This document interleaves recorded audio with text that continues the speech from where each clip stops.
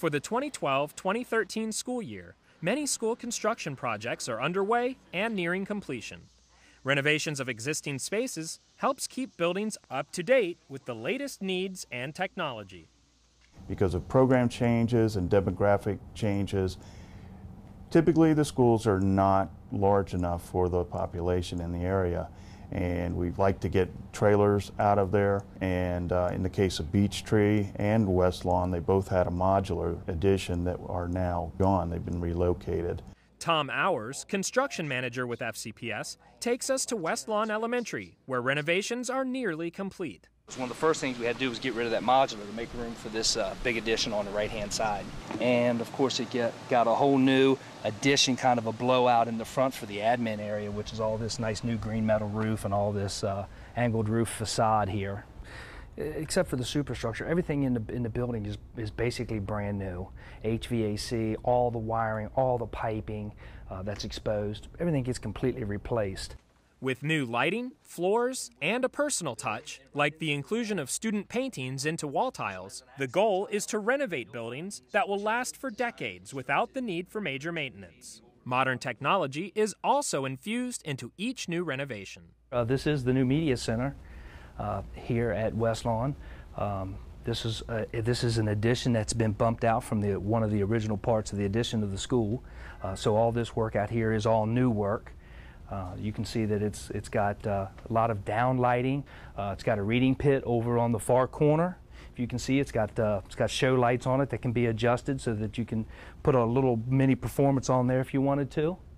And computers here still on the sidewalls, set up and ready to go. Looks like they're ready for the start of school here. A new classroom addition provides much-needed instruction space and helps relieve overcrowding at the school. The same is true at Beech Tree Elementary, where not only a classroom addition, but a parking lot addition is relieving overcrowding. We had to build the additions first and then renovate the building so we'd have some place to put those kids into the new addition while we renovated the original part of the building. Then when we got all done, we removed the modular and built a parking lot that could then accommodate all the teachers and staff so they would no longer have to park out onto the street. Here's the new main front entrance here at Beech Tree Elementary. We split this up into two additions. We started off with the addition over on the right here, which is your new media center and your new SAC rooms. And then we renovated and built the addition here for the new admin area. Several classrooms here. This is the art wing. It's got the art classroom and stuff in it. One of the things that we did here is to capture the storm water that would come up down off of our properties. We captured it all, put it into a piping system down underground so it could release slowly. And we also installed grass pavers. This makes an emergency access for fire trucks, emergency vehicles, maintenance vehicles, without being a non-porous asphalt or concrete. This way the water could just filter right straight down, absorb into the ground, and would alleviate the water from our site rolling over onto the downhill neighbor side. New playground equipment for both the elementary and Head Start students, and an ADA-approved path for access to the playground structure round out the additions at Beech Tree. And over at Oakton Elementary, renovations mimic the ones at Beech Tree and West Lawn Elementary and will be substantially complete by late fall. The new features include an administrative suite, a media center with modern technology and conveniences, additions that include modern classrooms infused with technology, an art room with a kiln, a music room, and a SAC room. The cafeteria is receiving a facelift with all new kitchen appliances and necessities. And throughout the building, energy-efficient features such as motion-sensing lights and innovative light wells with retractable covers help to reduce energy consumption. Recycled materials in window panes and soundproofing are also part of the responsible design features of the school.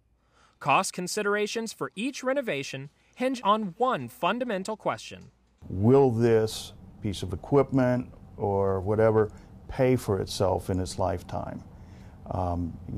By energy savings or just fewer operating costs or less maintenance. And that's a very important question because we're dealing with taxpayers' money. I'm a Fairfax County resident, and everybody here takes that responsibility very seriously.